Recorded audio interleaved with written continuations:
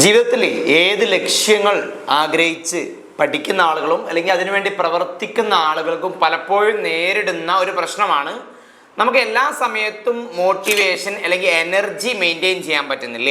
കാരണം നിങ്ങളിപ്പോൾ IAS പോലത്തെ വലിയ ലക്ഷ്യങ്ങളോട്ടോ അല്ലെങ്കിൽ MBBS മറ്റുള്ള നീറ്റ് എക്സാം എഴുതാൻ ഉദ്ദേശിക്കുന്ന ആളുകൾ അല്ലെങ്കിൽ വേറെ എന്തെങ്കിലും ഒരു ലക്ഷ്യം PSC കാര്യങ്ങളോ നമ്മുടെ ജീവിതത്തിൽ ഏത് ബിസിനസ് മേഖല വളർത്താൻ വേണ്ടി ശ്രമിക്കുന്നവരൊക്കെ എന്ത് ചെയ്യുക, തുടക്കത്തിൽ ഭയങ്കര നമുക്കൊരു എനർജി ഉണ്ടാവും, പിന്നെ അല്ലെങ്കിൽ മോട്ടിവേഷൻ ഉണ്ടാവും, അത് തുടർന്ന് കൊണ്ടുപോകാൻ പറ്റുന്നില്ല. മടുപ്പ് വരിക, അല്ലെങ്കിൽ പഠിക്കാൻ തോന്നുന്നില്ല, അല്ലെങ്കിൽ പഠിച്ചിട്ട് എന്താണെന്നുള്ള നെഗറ്റീവ് ഫീലിംഗ് വരിക, ഇങ്ങനത്തെ പ്രശ്നങ്ങൾ നേരിടാറുണ്ട്.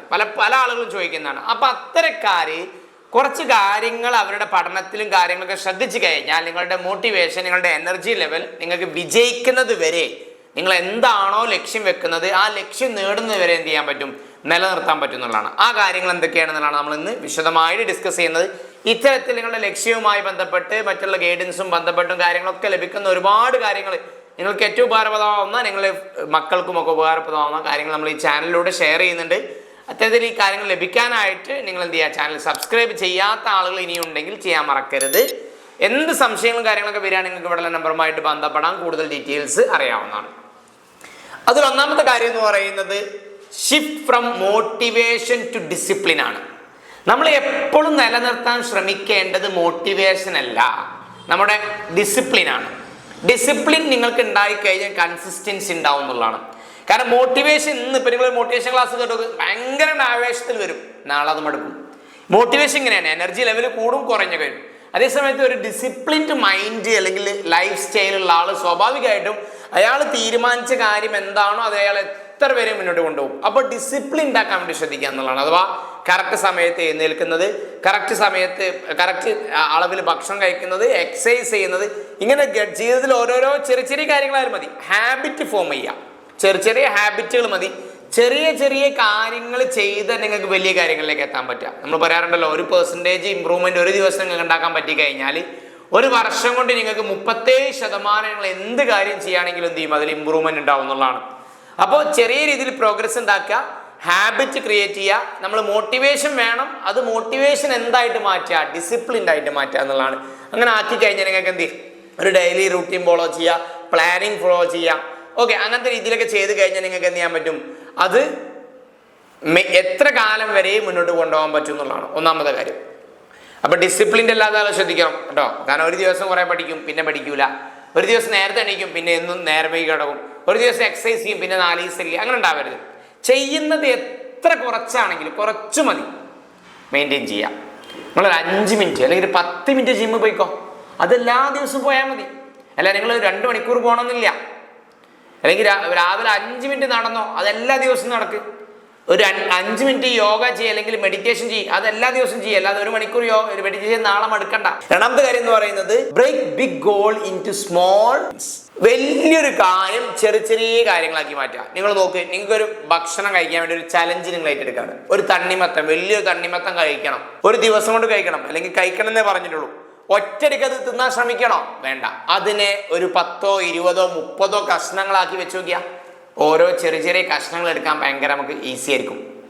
അതേപോലെ വലിയൊരു ടാസ്ക്, ഒരു പുസ്തകം വായിച്ചു തീർക്കാനുണ്ട്, അല്ലെങ്കിൽ ഒരു കാര്യം പഠിച്ചു തീർക്കാനുണ്ട്, ചെറിയ ചെറിയ എന്ത് ചെയ്യുക, കാര്യങ്ങളാക്കി അത് മാറ്റുക, എന്നിട്ട് അത് അച്ചീവ് ചെയ്യാൻ ശ്രമിക്കുക. ഈ ചെറുത് കൂടിയിട്ടാണ് വലുതാവുന്നത്. നിങ്ങൾ ആലോചിച്ച് നോക്ക്, നിങ്ങൾ ഒരു ബക്കറ്റ് വെള്ളം അല്ലെങ്കിൽ ഒരു ടാങ്ക് വെള്ളം, ഒരു വാട്ടർ ലോറിയിൽ ഒരു ടാങ്ക് വെള്ളം കൊണ്ടുവന്ന് നിങ്ങളൊരു പാറമേൽ ഒറ്റടിക്ക് ഒഴിച്ചു നോക്കിയാൽ ആ പാറക്കൊന്നും സംഭവിക്കില്ല. എന്നാൽ ആ ഒരു ടാങ്ക് വെള്ളം ഓരോ ഉറ്റിച്ചു നോക്കി നിങ്ങൾ ഒരാഴ്ച കഴിയുമ്പോഴത്തേ ആ പാറ പൊട്ടിയിട്ടുണ്ടാവും. ഓക്കെ, അല്ലെങ്കിൽ അതിൽ വലിയ ദൂരം വന്നിട്ടുണ്ടാവും. അതേ പറയുന്നത് വലിയ കാര്യങ്ങൾ ഒറ്റടിക്ക് ചെയ്യുന്നതിലല്ല നമുക്ക് റിസൾട്ട് ഉണ്ടാവുക, മറിച്ച് ചെറിയ ചെറിയ കാര്യങ്ങൾ സ്ഥിരമായിട്ട് ചെയ്യുമ്പോൾ വലിയ മാറ്റങ്ങൾ ഉണ്ടാവും. ഓക്കെ, അതാണ് ശ്രദ്ധിക്കേണ്ടത്. അത് രണ്ടാമത്തെ കാര്യം ചെയ്യാൻ പറ്റുക. അതിനുവേണ്ടി നിങ്ങൾക്ക് എന്ത് ചെയ്യുക, ചെറിയ മാനേജബിൾ ആയിട്ടുള്ള ടാസ്കുകളാക്കി വലിയ ടാസ്കിനെ മാറ്റുക.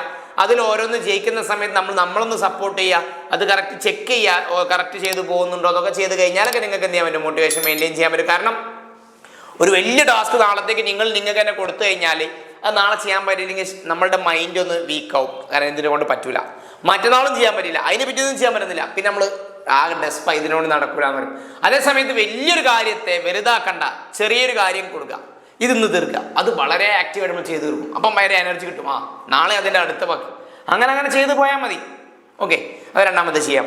മൂന്നാമത്തെ കാര്യം എന്ന് പറയുന്നത് ടൈം മാനേജ്മെന്റ് ടൂൾസ് ഉപയോഗിക്കുക. ടൈം എത്ര എഫിഷ്യൻ്റ് ആയിട്ട് നിങ്ങൾക്ക് ഉപയോഗിക്കാൻ പറ്റുമോ അതിന് വേണ്ടി ഉപയോഗിക്കാൻ പറ്റുന്ന എല്ലാ കാര്യങ്ങളും ഉപയോഗിക്കാൻ പറ്റും. ഓക്കെ, ഉദാഹരണമായിട്ട് ഇപ്പോൾ നിങ്ങൾക്ക് എന്ത് ചെയ്യുക, ഒരു പഠനത്തിലൊക്കെ നിങ്ങൾക്ക് ഉപയോഗിക്കാൻ പറ്റുന്ന ഒരു പൊമോഡോറോ ടെക്നിക്സ് ഉണ്ട്. അഥവാ 25 മിനിറ്റ് പഠനത്തിൽ ഫോക്കസ് ചെയ്യുക, 5 മിനിറ്റ് ബ്രേക്ക് കൊടുക്കുക, അരമണിക്കൂറിൽ. എല്ലാം നമ്മൾ ഒറ്റയ്ക്ക് 1 മണിക്കൂർ പഠിക്കാൻ ശ്രമിക്കാത്തതാണ് നല്ലത്. ചിലപ്പോൾ ചിലർക്ക് പഠിക്കാൻ പറ്റും, പക്ഷെ നല്ലതല്ല. പകരം 25 മിനിറ്റ് പഠിക്കുക, 5 മിനിറ്റ് ബ്രേക്ക്. 5 മിനിറ്റ് ബ്രേക്ക് കൊടുത്ത് പിന്നെ അത് 50 മിനിറ്റ് ആവരുത്, അത്ര ശ്രദ്ധിച്ചാൽ മതി. അതുപോലെ തന്നെ എന്ത് ചെയ്യുക, സ്റ്റഡി പ്ലാനർ ഉപയോഗിക്കുക, ഡിജിറ്റൽ ആയിട്ടുള്ള കലണ്ടർ ഉപയോഗിക്കുക. അതുപോലെ തന്നെ ടു ഡു ആപ്സുകളൊക്കെ ഉണ്ടാവും, അതൊക്കെ ഉപയോഗിച്ച് കറക്റ്റ് ചെയ്യുന്നുണ്ടോ നമുക്ക് സ്വയം ചെക്ക് ചെയ്യാൻ വേണ്ടി ഏറ്റവും എഫക്റ്റീവായിട്ട് ടെക്നോളജി ഉപയോഗിച്ചോ. എന്നിട്ട് നിങ്ങൾ എന്ത് ചെയ്യുക, ഏറ്റവും നന്നായിട്ട് ടൈം മാനേജ്മെന്റ് ഉപയോഗിക്കുക. ടൈം മാനേജ്മെന്റ് മാത്രമായിട്ട് ഞാനൊരു വീഡിയോ പിന്നീട് ചെയ്യുന്നുണ്ട്. ഓക്കെ, നാലാമത്തെ കാര്യം എന്ന് പറയുന്നത് അണ്ടർസ്റ്റാൻഡ് വൈ. നിങ്ങൾ എന്തുകൊണ്ട് എനിക്ക് ഈ ലക്ഷ്യം ഇമ്പോർട്ടൻ്റ് ആണ് നിങ്ങൾ മനസ്സിലാക്കുക. നിങ്ങൾക്കൊരു ലക്ഷ്യം നിങ്ങൾ വെച്ചാണ് നിങ്ങൾ പഠിക്കാൻ തുടങ്ങുന്നത്, അല്ലെങ്കിൽ അതിനുവേണ്ടി പ്രവർത്തിക്കാൻ തുടങ്ങുന്നത്, ബിസിനസ് ചെയ്യാൻ തുടങ്ങുന്നത്, അല്ലെങ്കിൽ ഓടാൻ തുടങ്ങുന്നത്, ജിമ്മിൽ പോകാൻ തുടങ്ങുന്നത്, ഡയറ്റിംഗ് പ്ലാൻ ചെയ്യുന്നത്, എന്ത് കാര്യത്തിനും നിങ്ങൾക്കൊരു ലക്ഷ്യമുണ്ടാവും. അത് എനിക്ക് എത്രത്തോളം ഇമ്പോർട്ടൻ്റ് ആണ് നിങ്ങൾക്ക് സീരിയസ് ആയിട്ട് നിങ്ങൾക്ക് ആത്മാർത്ഥമായിട്ട് നിങ്ങൾക്ക് അറിയുമെങ്കിൽ നിങ്ങൾ ഒരിക്കലും ബാക്കോട്ട് പോകില്ല. ഇപ്പൊ ജീവിതത്തിൽ വളരെ ബുദ്ധിമുട്ട് അനുഭവിക്കുന്ന ഒരാൾ, അയാൾക്ക് നല്ലൊരു ജോലി വേണം, അയാൾക്ക് നാട്ടുകാർ മൊത്തം അല്ലെങ്കിൽ കുടുംബക്കാർ മൊത്തം തള്ളി പറഞ്ഞ ഒരാള്, അയാൾക്കൊരു ജോലി എത്രത്തോളം ഇമ്പോർട്ടൻ്റ് ആണ് അയാൾക്കല്ലേ നന്നായിട്ട് അറിയാം. അത് നിങ്ങൾക്ക് അറിയെങ്കിൽ നിങ്ങൾ ബാക്കോട്ട് പോകില്ല, പഠനത്തിൽ നെഗറ്റീവ് അടിക്കൂല, ഡിമോട്ടിവേറ്റ് ആവൂല. അത് നിങ്ങൾക്ക് കറക്റ്റ് അറിയാത്തോണ്ടാണ് നിങ്ങൾ മടി വരുന്നത്. എനിക്ക് ആൾക്കാരുടെ അഭിമാനത്തോടെ എഴുന്നേറ്റ് നിൽക്കണം, അതിനു വേണ്ടി ഞാൻ ഈ ജോലി, അല്ലെങ്കിൽ സാമ്പത്തികം എൻ്റെ വീട്ടുകാരും ആകെ ബുദ്ധിമുട്ടാണ്, എനിക്കിത് വിജയിച്ചാലേ അവരെ സാമ്പത്തികമായിട്ട് സപ്പോർട്ട് ചെയ്യാൻ പറ്റുള്ളൂ, അല്ലെങ്കിൽ ഞാൻ ആരോഗ്യപരമായിട്ട് വളരെ ബുദ്ധിമുട്ടിക്കൊണ്ടിരിക്കണം, എനിക്ക് ജിമ്മിൽ പോയി അല്ലെങ്കിൽ ഞാൻ എക്സസൈസ് ചെയ്ത് ഡയറ്റ് കറക്റ്റ് നോക്കിയാലേ എനിക്ക് ആരോഗ്യം കിട്ടും, ഇല്ലെങ്കിൽ ഞാൻ മരണത്തിന്റെ വക്കത്തിലേക്ക് വരെ പോകും. ആ വൈ, അതാണ് വൈ. എന്താണ് നിങ്ങളുടെ വൈ എന്ന് എനിക്ക് വ്യക്തമായ ബോധം ഉണ്ടെങ്കിൽ നിങ്ങൾക്ക് ഒരിക്കലും മടി വരില്ല. അത് ബോധം ഉണ്ടാക്കാം, ഇടയ്ക്കിടയ്ക്ക് ഓർമ്മിപ്പിക്കാൻ വേണ്ടി നിങ്ങൾക്ക് എന്ത് ചെയ്യാം, പഠിക്കുന്ന സ്ഥലത്ത് ഒട്ടിച്ച് വെക്കാം, ഇടയ്ക്കൊന്ന് റിമൈൻഡർ വെക്കാം, അതുമായി ബന്ധപ്പെട്ട കാര്യങ്ങൾ ശ്രദ്ധയിൽപ്പെടുന്ന കാര്യങ്ങൾ എന്ത് ചെയ്യാം വെക്കാം, പറ്റുന്നോടത്ത് എഴുതി വെക്കാം. അപ്പൊ നിങ്ങളുടെ വൈ എന്താണ് നിങ്ങൾ എന്ത് ചെയ്യുക, കറക്റ്റ് മനസ്സിലാക്കുക. അതൊരിക്കലും അത് കറക്റ്റ് നിങ്ങൾക്ക് അറിയാം, നിങ്ങൾ ഒരിക്കലും എന്ത് ചെയ്യൂല, അത് പിന്നോട്ട് അടുപ്പിക്കൂല എന്നുള്ളതാണ്. അഞ്ചാമത്തെ കാര്യം എന്ന് പറയുന്നത് അക്കൗണ്ടബിൾ ആവുക, ക്രിയേറ്റ് അക്കൗണ്ടബിലിറ്റി. നിങ്ങളെ പരസ്പരം അക്കൗണ്ടബിൾ ആവണം. അതിനുവേണ്ടി നിങ്ങൾ സ്വയം പഠിക്കുന്നതിന് പകരം ഒരാളെ കൂടെ പഠിക്കുക. അപ്പോൾ പരസ്പരം അക്കൗണ്ടബിൾ ആയിട്ട് ഞാൻ എത്ര പഠിച്ചോ നമ്മളൊരു പ്ലാനിങ് വെക്കുക, ടാർഗറ്റ് വെക്കുക, അച്ചീവ് ചെയ്ത് പരസ്പരം ചെക്ക് ചെയ്യുക, അല്ലെങ്കിൽ ഗ്രൂപ്പായിട്ട് പഠിക്കുക. അപ്പോൾ പരസ്പരം എന്ത് ചെയ്യുക, എല്ലാവർക്കും കൂടി ഇന്ന ആളുകൾ ഇതൊക്കെ പഠിച്ചു, ഇന്ന ആൾ പഠിച്ചില്ല. അപ്പോൾ പരസ്പരം നമ്മൾ സ്വയം നമ്മളെ ചെക്ക് ചെയ്യും, മറ്റുള്ളവർ നമ്മളെ ചെക്ക് ചെയ്യും, എന്തുകൊണ്ട് പഠിച്ചില്ല. അപ്പൊ അങ്ങനെ നമ്മൾ അക്കൗണ്ടബിലിറ്റി, സ്വയം അക്കൗണ്ടബിൾ ആവുക. നിങ്ങൾ ഒരു വർക്ക് ചെയ്ത് കഴിഞ്ഞാൽ കറക്റ്റ് ചെയ്തോ, എത്ര ശതമാനം ചെയ്തു, എത്ര ചെയ്തില്ല, എന്തുകൊണ്ടൊക്കെ ഒന്ന് സ്വയം ചെക്ക് ചെയ്ത് മാറ്റങ്ങൾ വരുത്തി ഇമ്പ്രൂവ്മെന്റ് ഉണ്ടാക്കാൻ വേണ്ടി ശ്രദ്ധിച്ചു കഴിഞ്ഞാൽ നന്നാവും. ആറാമത്തെ കാര്യം എന്ന് പറയുന്നത് എന്താണ്, കൺട്രോൾ യുവർ എൻവയോൺമെന്റ്. നമ്മളുടെ പരിസരമാണ് പലപ്പോഴും നമ്മളെ കൂടുതൽ വഷളാക്കുന്നത്. നിങ്ങൾ നല്ലൊരു ഗ്ലാസ് വെള്ളം നിങ്ങൾ നല്ലൊരു സ്റ്റീൽ ഗ്ലാസ്സിലാക്കിയിട്ട് തിളപ്പിച്ചുകൊണ്ടിരിക്കുന്ന ഒരു വെള്ളത്തിൽ കൊണ്ടുപോയി വെച്ച് നോക്കിയാൽ, അല്ലെങ്കിൽ ആ പാത്രത്തിന് മുകളിൽ വെച്ച് നോക്കിയാൽ ആ വെള്ളം ചൂടാവൂലേ? അതേ സെയിം വെള്ളം എടുത്ത് നിങ്ങൾ ഫ്രിഡ്ജിൽ കൊണ്ടുപോയി വെച്ച് നോക്കിയാൽ ആ വെള്ളം തണുക്കൂലേ? അതേ വെള്ളം എടുത്ത് നിങ്ങൾ നല്ല ഐസാവുന്ന ഫ്രീസറിൽ കൊണ്ടുപോയി വെച്ച് നോക്കിയാൽ ഐസായിട്ട് മാറൂലേ? ആ വെള്ളം കൊണ്ടുപോയി നോർമൽ സ്ഥലത്ത് വെച്ച് നോക്കിയാൽ നോർമൽ വെള്ളമാവൂലേ? അപ്പൊ നമ്മൾ വെള്ളം ഇങ്ങനെ ഓരോ സാഹചര്യം മാറുന്നത് അതിന്റെ എൻവയോൺമെന്റ്, അതിന്റെ പരിസരം അനുസരിച്ചാണ്. അതേപോലെ തന്നെ നിങ്ങളും മോട്ടിവേഷൻ നല്ല കിട്ടുക, നല്ല മോട്ടിവേറ്റഡ് ആയിട്ടുള്ള പോസിറ്റീവായ ആൾക്കാരെ കൂടെ നിൽക്കുമ്പോഴാണ്. നിങ്ങൾ നെഗറ്റീവായ ആൾക്കാരെ കൂടെ എപ്പോഴും നോക്കിയാൽ നെഗറ്റിവിറ്റി നിങ്ങൾക്ക് ഭയങ്കര കൂടുതലായിട്ട് വരും. നിങ്ങൾ പഠിക്കാനൊക്കെ താല്പര്യമുള്ള ആളുകളുടെ കൂടെ നിന്ന് നോക്ക്, നിങ്ങൾക്ക് പഠിക്കാൻ താല്പര്യം ഉണ്ടാവും. നല്ല ആരോഗ്യം സംരക്ഷിക്കുന്ന ആളുകൾ അവരുടെ കൂട്ടുകൂടി വെക്കുക, അപ്പൊ നിങ്ങൾക്കും ആരോഗ്യം ബെറ്റർ ആക്കണം എന്ന് തോന്നും. അപ്പൊ നമ്മളുടെ സാഹചര്യം, അതുകൂടാതെ നിങ്ങൾ പഠിക്കുന്ന സാഹചര്യം ഫുള്ള് ഒരു സൈഡിൽ ടി വി, ഒരു സൈഡിൽ ഫോണൊക്കെ തുറന്നു വെച്ച് പഠിക്കാൻ നോക്ക്, നിങ്ങൾ ഡിസ്ട്രാക്റ്റഡ് ആവും, മൈൻഡും ഒക്കെ ബോഡിയൊക്കെ. ഭക്ഷണം കൺട്രോൾ ഫുള്ള്, ഭക്ഷണം കഴിക്കണം നിർത്തണം എന്ന് ആഗ്രഹിക്കുന്ന ആൾ ഫുൾ ടൈം ഭക്ഷണത്തിന് മുന്നിൽ നിന്ന് നോക്ക്, മൈൻഡ് നിങ്ങൾ വീക്കാവും. അപ്പൊ നമ്മളെ എൻവയോൺമെന്റ് പഠിക്കാനുള്ള ഒരു ആഗ്രഹിക്കുന്ന ആളാണെങ്കിൽ അതിന് പറ്റിയൊരു സാഹചര്യം റൂം ഉണ്ടാക്കുക. നല്ല പഠിക്കാൻ എനർജി കണ്ടാൽ തന്നെ ഒരു എനർജി ഫീൽ ചെയ്യണം, ഡിസിപ്ലിൻ ആയിരിക്കണം. അടക്ക് ആകെ അലങ്കോലായിട്ടിട്ട് നിങ്ങളെ മൈൻഡ് വീക്ക് ആക്കരുത്. അതുപോലെ തന്നെ നല്ല പോസിറ്റീവ് ആളുകൾ കൂടെ എന്ത് ചെയ്യുക, കൂടാൻ വേണ്ടി ശ്രദ്ധിക്കുക എന്നുള്ളതാണ്. ഏഴാമത്തെ കാര്യം എന്ന് പറയുന്നത് റിവാർഡ് യുവർ സെൽഫ്. നല്ല കാര്യം ചെയ്താൽ നമ്മൾ മറ്റുള്ളവരെ അഭിനന്ദിക്കണം. അതുമാത്രം പോരാ, സ്വയം അഭിനന്ദിക്കണം. ഒരു ടാസ്ക് വെക്കുക, അന്ന് വൈകുന്നേരത്തേക്ക് ഇന്ന കാര്യം ചെയ്തു തീർക്കണം. ചെയ്ത് കഴിഞ്ഞാൽ സ്വയം ഒന്ന് അഭിനന്ദിക്കുക, അടിപൊളി. കൂടാതെ എന്ത് ചെയ്യുക, ഇന്നിത് ചെയ്തുകൊണ്ട് ഇന്ന് ഞാൻ എന്ത് ചെയ്യുക, സ്വയം എനിക്ക് വേണ്ടി ഞാനൊരു ട്രീറ്റ്, പോയിട്ട് നല്ലൊരു ഫുഡ് അല്ലെങ്കിൽ എന്ത് ബന്ധപ്പെട്ട് ഇഷ്ടപ്പെട്ടൊരു സാധനം ഞാൻ ഒന്ന് വാങ്ങും, ഞാനിന്ന് നല്ല ചെയ്തതിനുള്ള ട്രീറ്റാണ്.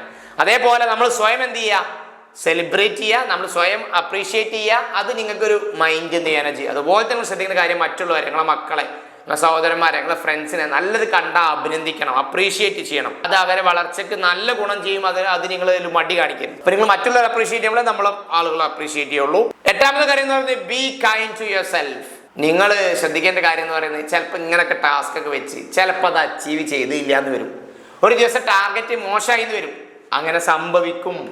ചിലപ്പോൾ നമ്മൾ എനർജി ലൂസായി എന്ന് വരും, എനർജി കുറഞ്ഞെന്ന് വരും. അതുണ്ടാവാം.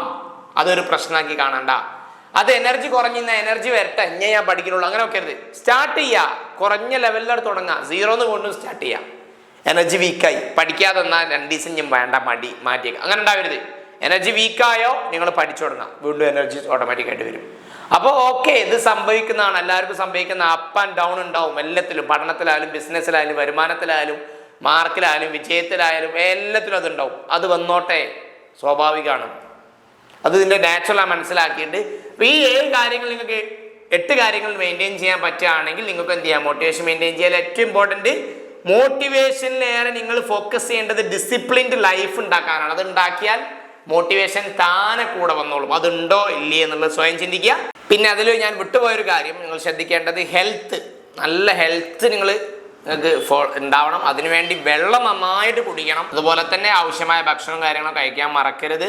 എക്സസൈസ്, മെഡിറ്റേഷൻ, യോഗ, ബോഡി നിങ്ങളൊന്ന് ഓക്കെ ആക്കിയാലേ മൈൻഡ് ഓക്കെ ആവുള്ളൂ. അത് പ്രത്യേകം ശ്രദ്ധിക്കാം. പിന്നീട് വിശദമായിട്ട് ആരോഗ്യത്തെക്കുറിച്ച് നമ്മൾ പറയുന്നുണ്ട്. അപ്പോൾ ഇത്തരത്തിലുള്ള അടിപൊളി വീഡിയോസ് ലഭിക്കാനായിട്ട് ചാനൽ സബ്സ്ക്രൈബ് ചെയ്യുക. നിങ്ങളെ സപ്പോർട്ട് അതാണ്. സബ്സ്ക്രൈബ് ചെയ്യുക, ഇഷ്ടപ്പെട്ടാന്ന് ലൈക്ക് ചെയ്യാൻ വിട്ടുപോകരുത്. അപ്പോൾ നമുക്ക് മറ്റൊരു അടിപൊളി വീഡിയോയുമായിട്ട് എന്ത് ചെയ്യാം, വീണ്ടും കാണാം. അതുവരേക്കും ബൈ.